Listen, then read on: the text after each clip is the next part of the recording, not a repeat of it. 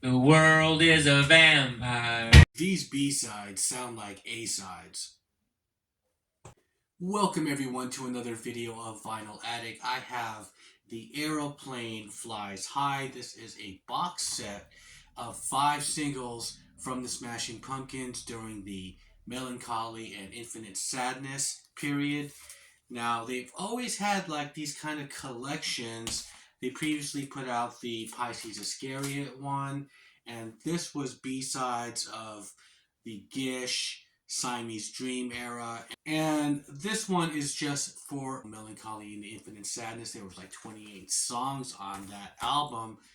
And this is an additional 33, which is including, of course, the songs of the singles 1979, Zero, Tonight, 33, and we're starting off this video with Bullet with Butterfly Wings. There's like 6 songs in each record, and I'm gonna break down the Bullet with Butterfly Wings one. Now, this was the lead-in single, and I thought it was like one of the best lead-in singles that I've ever heard because there was so much anticipation with the Smashing Pumpkins at the time. They never really disappeared because they put out that B-side outtake album of Pisces Iscariot, and we were listening to Landslide, and there were some great songs. Like my favorite is Starla. By the time they came out with Melancholy and Infinite Sadness introduced to us Bullet with Butterfly Wings, it was just like, wow, they are consistently coming up with great stuff. And so the B-sides on here, starting with side one, of course, you have Bullet with Butterfly Wings, which pretty much won a Grammy as well as Best Hard Rock Performance. It beat out Soundgarden and Alice in Chains. The second song, Said Sadly, is a song from James Iha, and it's a duet with the singer of Veruca Salt. And I felt like it's a really cool kind of B-side. It's a kind of mellow song, but however, he does mention that he takes from Derek and the Dominoes, the Byrds, and Allman Brothers as far as his guitar feels and slide guitar work that he does on there. And it is just a really kind of cool song. What you will see in these B-sides, though, is that you will see songs from James Iha and Marcy singing lead vocals.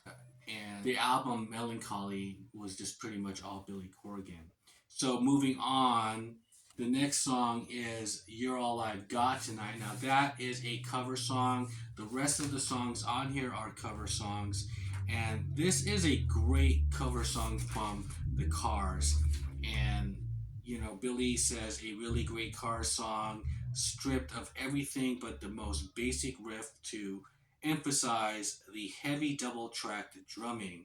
Also, we added a Bay City roller style stomp, with me and about 8 of my friends stomping along the third verse nicely out of time. Yeah, and this is again a great rocking song.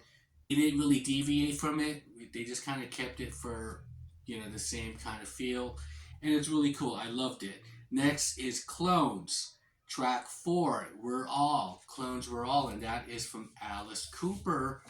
And Alice Cooper at this time, this is the 1980 album when it was kind of new wave and synth.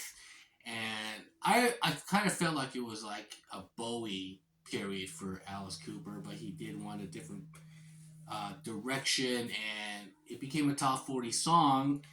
And so you can see the places where they're pretty much targeting as far as making cover songs are concerned. And this was one of them from the Flush for a Fashion album. Great tune. Now moving on to side 2, we have the first song, A Night Like This. That is a Cure classic, of course. This is another James Iha song, and he says this is one of my favorite Cure songs. But doing a cover, we always tried to change something about it. I decided to make it a slow acoustic dirge with different drum feels for each part instead of a straight beat through the whole song. There's also a cello which gives it a gothic feel. Now, For me, The Cure is, it's hard to unhear The Cure when you're doing a song from The Cure. They're so unique. His voice is so unique. And he pretty much did go um, far left field on this one. It's totally unrecognizable, kind of, sort of. You know, of course, the melody remains the same, but the slow kind of dirge, like he was talking about with the cello, that kind of reminded me of Something in the Way by Nirvana. However, when it comes to The Cure, that's kind of off limits to me, especially trying to change it up. And I think that's really admirable that they're trying to like put their own little spin on it, or James is trying to put his own little spin on it. However, I don't think it really worked on this one. I don't know. That's just my opinion.